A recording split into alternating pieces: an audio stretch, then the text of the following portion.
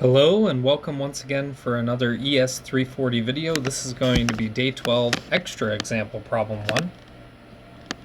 So what I have here is a picture of a power cycle, and I'm going to determine a couple of things, and we'll see that in a moment, how this applies. So we're actually going to use Clasius' inequality, which will be good.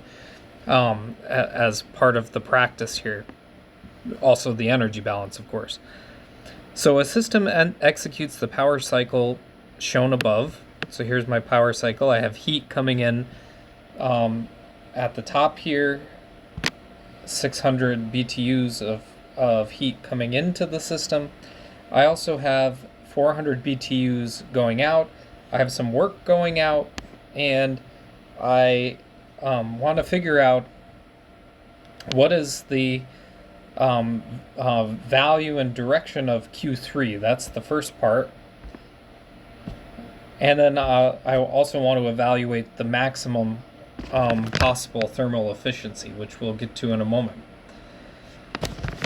Okay, so now we actually have 3 heat transfers, which we don't typically deal with, but we can. This is just as simple as anything else. And basically, we know the direction of Q1 and Q2, and we also know the direction of W. So we need to account for all of those things.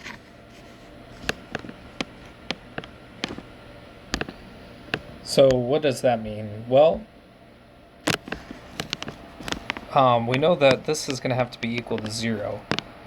Q1 is the heat that's coming in, so that's positive. Obviously minus work cycle, and the work cycle is positive because it's going out of the system, right? So remember that our convention is opposite for heat transfer as it is for work. I know it's weird, but that's the idea. And then minus Q2 because Q2 is going out.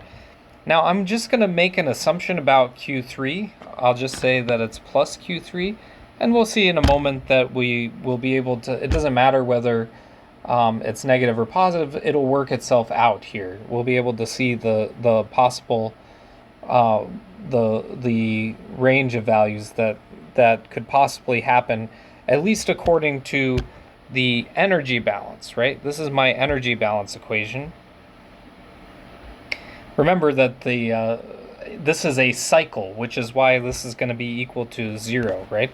The energy has to be the same at the start of the cycle as it is at the end of the cycle. So the change in energy, I was using, recall the energy balance equation.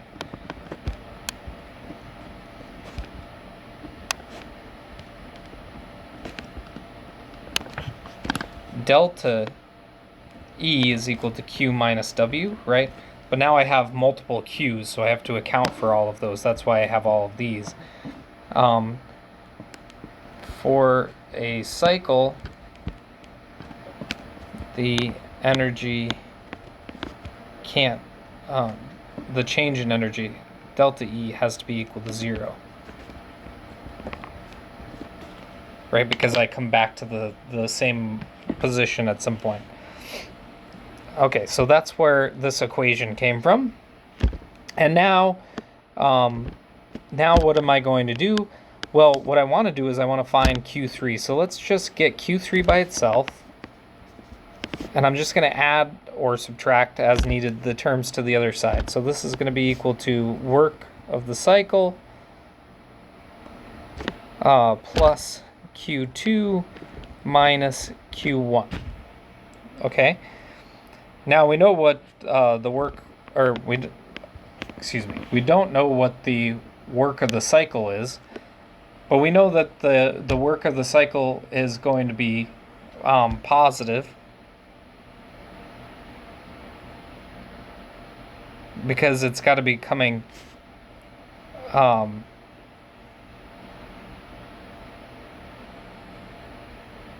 it's coming out of the system. Otherwise it would work would be going into the system, right? So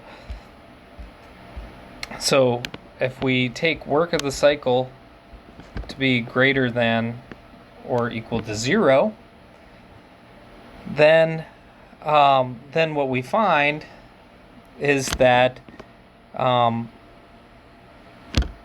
Q2 minus Q1, let me just write this out here. Q2 minus Q1 is 400 minus 600 kilojoules, BTUs.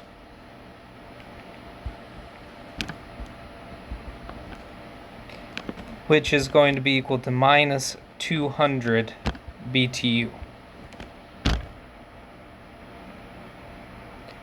Okay, so if I substitute this in for here, what I find, I'm just going to rearrange it. So I'm going to substitute and then I get minus 200 there, and I'm going to add it over to here. That means that Q3 plus 200 BTU has to be equal to the work of the cycle, right? Or I can leave it over on the side, I guess, because we are going to end up wanting to get this.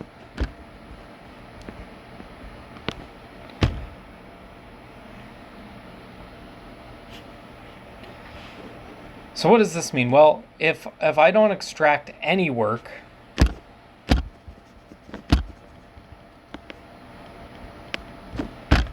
then Q3 is going to be equal to minus 200 BTU.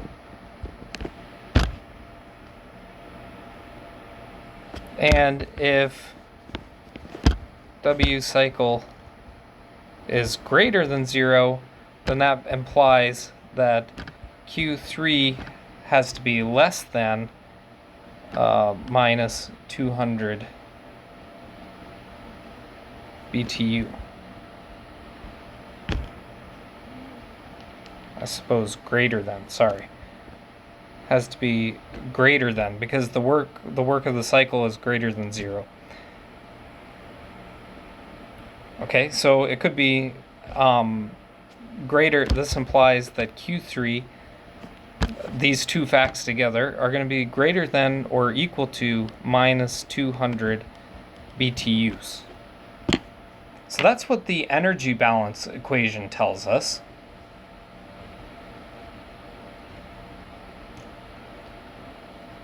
But we can actually go further than that, because as it told us in part A here, we also want to use the Clasius inequality. So for the energy balance equation, we get part of the inequality. We know that it's got to be greater than or equal to minus 200 BTU, but we also want to know, is there anything that it has to be less than or equal to? And this is where Clasius's inequality is going to help.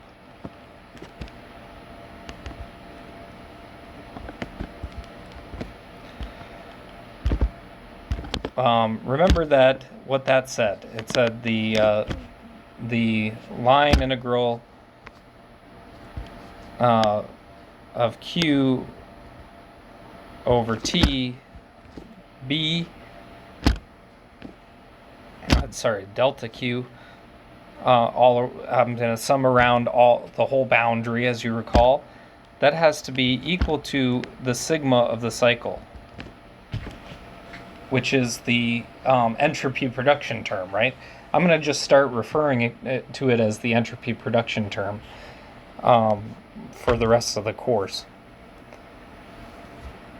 Okay, so this is what Clausius's inequality says. Now I have 3 heat transfers, so I'm going to have 3 pieces to this. So this implies that Q1 over T1, that was heat that, as I recall, Q1 was going in, so that's positive. But now we have Q2 over T2,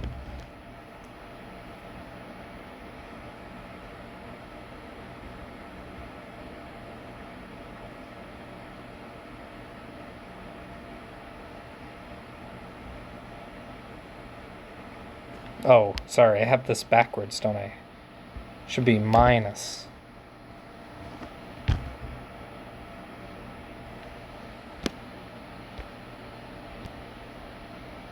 I did make one little small error here. This is minus sigma cycle. So otherwise, everything else should be correct. Okay, so I have Q1, which is going in, so that's positive, over T1, minus Q2 over T2 because that's out.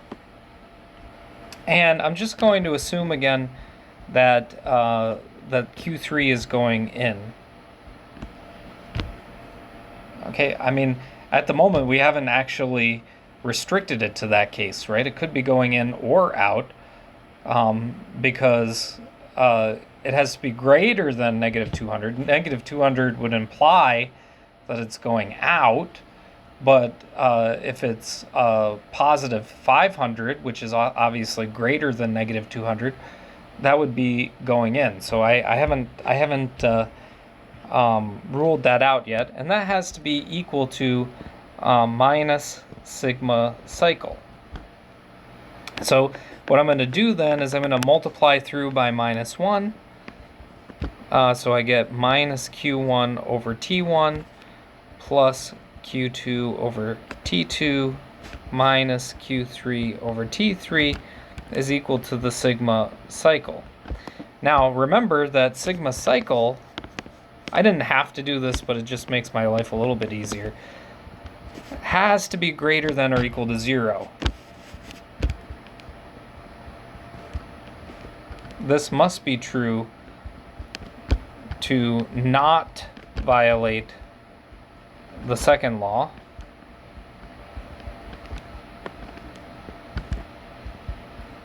Okay, so since that must be true to not violate the second law, that will tell me what the possible values here could be. Now, what do I have here? Let's look at the case where sigma cycle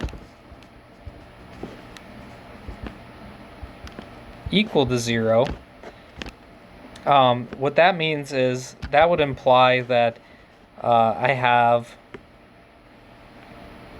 Q2, which was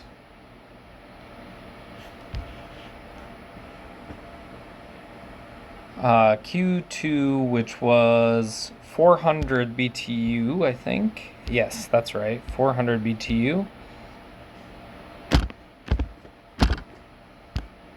And Q1 was 600 BTU, so I have 600 BTU minus 600 BTU over, and what was the temperature there? Let's go back up. The temperature was at Q1 was 1,000 for 600, so 600 BTU, and the temperature was 1,000 for that. So that's going to be divided by 1,000 degree R, and notice that it's in degree R, which is an absolute temperature, so I'm safe. I don't have to make any changes here. If it was not absolute, I would have to adjust for that. Okay, then plus, well, we said already 400 BTU, and that was over 800 degree R.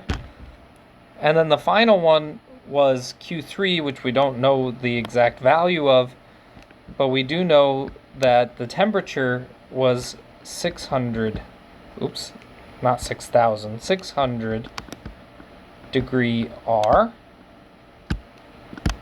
And that's going to be equal to 0, as I said here, in the case that sigma cycle is equal to 0.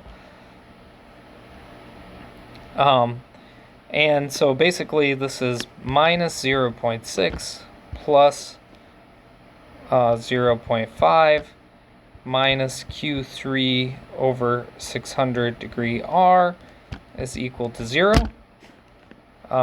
which means that Q3 over 600 degree R, if I move that over to this side, I get equal to 0.1, minus 0.1, excuse me.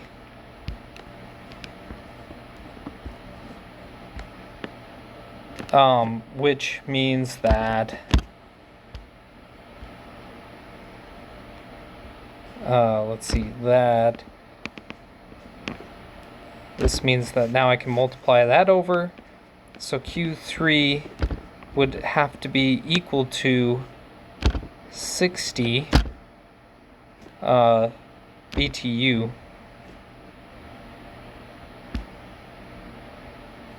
because this was BTU per degree R. So this would be equal to minus 60 BTU. Excuse me, not positive.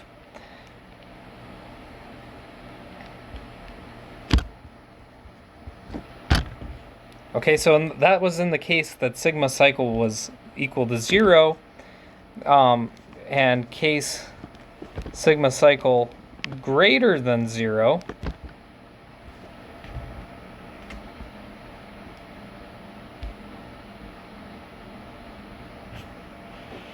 well, that means that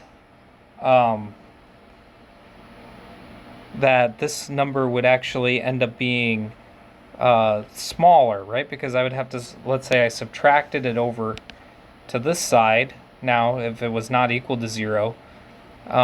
So that would make this number even smaller. So that implies that Q3 would be less than negative 60 BTU. Perfect. Now we actually have, if I combine that, that means that Q3 has to be less than or equal to minus 60 BTU.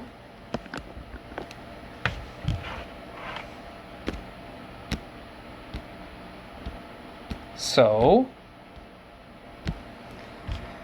now let's put this together with the other fact that we have. It has to be greater than or equal to minus 200 BTU and less than or equal to negative 60 BTU. So Q3 ends up having to be greater than or equal to minus 200 BTU and less than or equal to minus 60 BTU. And I will note that minus 60 is bigger than minus 200, so this is a perfectly valid relationship here. And what we're left with then is that Q3 has to be in this range, okay?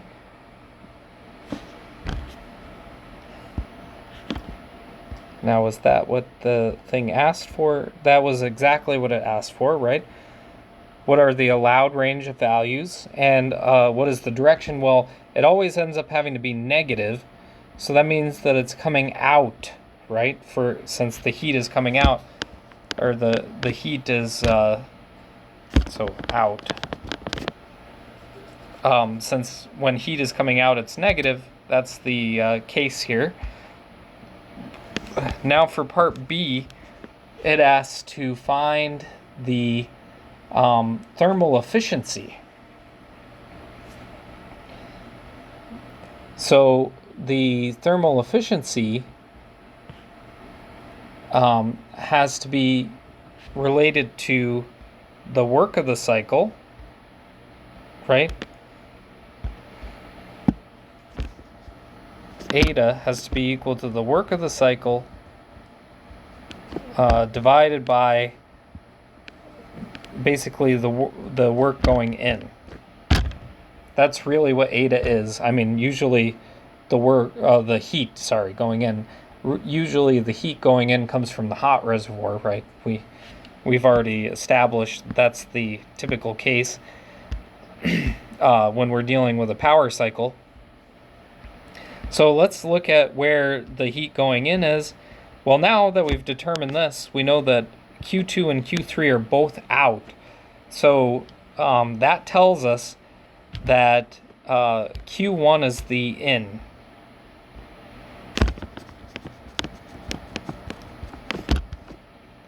Okay, and then what about the work done by the cycle? Well, W cycle, I think we already had the equation up here somewhere, even written at some point.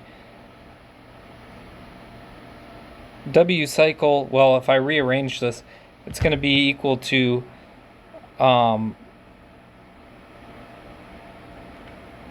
Q1 minus Q2 minus Q3.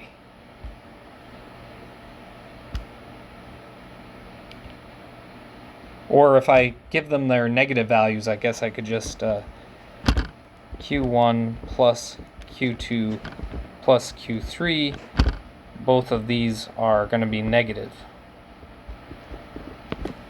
Right? So the work of the cycle then is going to be equal to 600 BTU minus 400 BTU. And then we have to have this range of values here. But what we really want is we want the maximum possible. Remember, we were looking for eta max here, the maximum thermal efficiency. So the maximum thermal efficiency is going to come when the work of the cycle is maximized, which means I have to substitute in the minimum possible value of the Q3 here, and not the minimum. In this case, it's going to have to be the maximum value because it's negative. So I'm going to have to substitute in the maximum possible value here, since that will give me the largest number for work cycle here, which is minus 60 BTU. So if I do that, I get 200 minus 60, which is 140 BTU. So eta max then has to be equal to 140 BTU divided by Q1, which was 600 BTU, because that's the amount of work that went in, and that's equal to 0.233, or 23.3%. Okay? That's what I have for this video. Hope to see you again soon.